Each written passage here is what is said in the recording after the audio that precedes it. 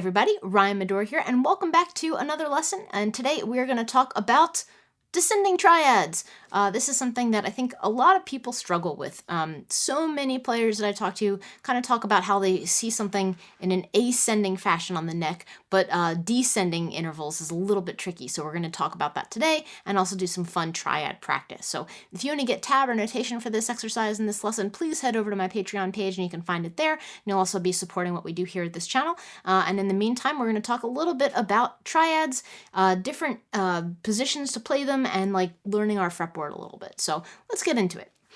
So for this lesson, what we're going to do is we're going to be playing in the key of G, and we're going to focus on descending triads, or playing our arpeggio root third, fifth octave, but in a descending fashion on the fretboard. So we're also going to do it in two different positions. So I'm going to think about it in terms of my 4-fret span and my 5-fret span. My 4-fret span position is if you were to play your G major triad like so, where I'm basically playing my my middle finger here on the root note, using my index for the third, using my pinky for the fifth, and then playing the octave of my pinky as well. So I'm just playing a G major triad here, G, B, D, G, just arpeggiating that triad. But I'm going to go descending. So I'm going to visualize it on the fretboard, but I know that my starting point in this case is going to be my pinky. So I'm going to start on this octave, and I'm going to go octave, fifth, third, root. So having good consistency with your fingering and your pattern here on the fretboard is really going to be crucial in terms of, getting this under your fingers. So you want to think about this shape and thinking about ascending and descending, but know that we're going to be starting this practice descending. So we're going to hit our pinky with the octave, fifth, and then go index finger for the third and land on our middle finger for the root. Now, once we get that shape down, we're going to talk about that as our 4-fret span descending triad shape. Now, we're going to take this through a chord progression where we're going between G, the 1 chord, C, the 4 chord, D, the 5 chord, and then back to G. They're all going to be major chords, so we're going to be able to take the same pattern and move it around the fretboard in pretty much the same way. So we're going to play our G descending triad. Then we're going to move it to C. Now you'll see that I just took everything, shifted it over one string. So I started with my pinky on this high C on the 5th fret of my G string. Here's the 5th, the 3rd, and the root. So my my C major triad is going to go C, G, E, C, descending. And then to take it up to my D chord, I'm just going to take everything up 2 frets now. So I'm going to play D. We're going to have our A here. The F sharp is our 3rd, and then land back on the D. There's our D major triad. And then we're going to return back to G. So again, the trick here is really keeping consistency with your fingering pattern and knowing that our descending triads in this case are going to start with our pinky finger. So we play it like that. Shift to your C chord, go up to the D chord, and then back to the G chord. And there it is. That's kind of part 1 of this exercise where we're focusing on our 4-fret span descending shapes. Now, one cool thing is you can get creative with what you're going to do rhythmically here. So I like to kind of play through it.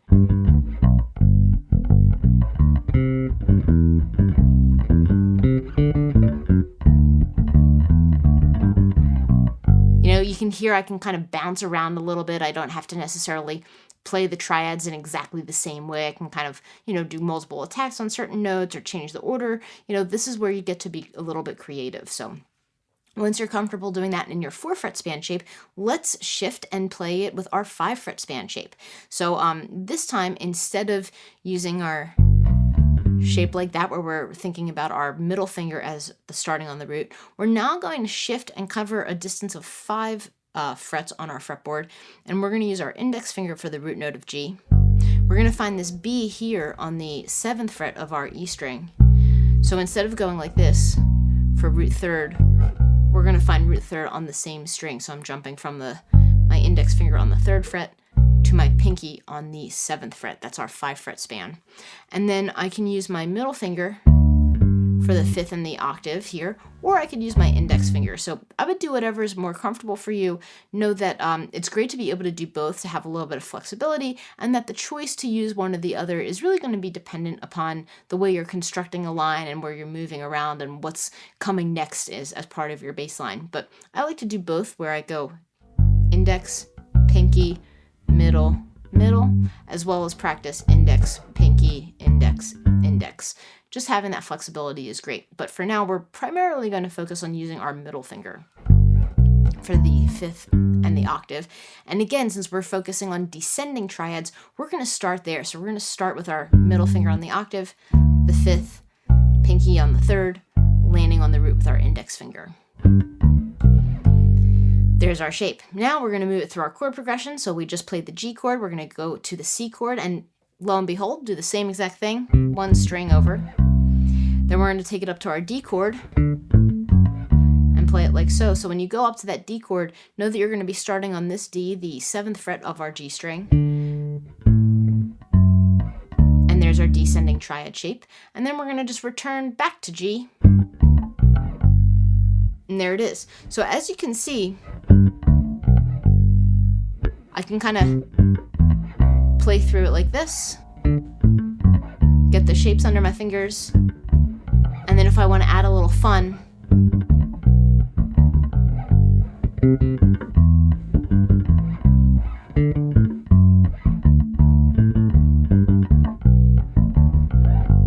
like I just kind of created another feeling bass line that has this like reggae vibe, but clearly I kind of changed the order around a little bit. I got a little creative, and that's something that you can do. So the cool thing with this is you can now mix and match your patterns. So once you get comfortable with your 4-fret span shapes and your 5-fret span shapes, you can mix and match. You can do different things. You can kind of change the order of the way you choose to arpeggiate something.